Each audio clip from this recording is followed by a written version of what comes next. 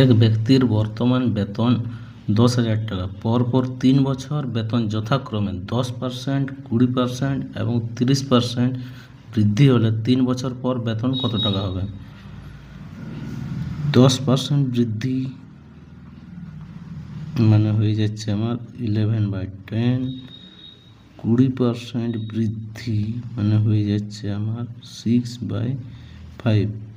30% বৃদ্ধি মানে হয়ে যাচ্ছে 13/10। ঠিক আছে, 10,000 টাকার উপরে ইন্টু বৃদ্ধি যখন হচ্ছে তাহলে সমান থাকবে রেশিও 6/5, 13/10। ঠিক আছে, একটা দুটো 1 2, ঠিক আছে, এটা 20 হয়ে যাচ্ছে। ঠিক আছে, এইটা গুণ করলে আমাদের চলে আসবে 17,160। তাহলে আমাদের অপশান সি।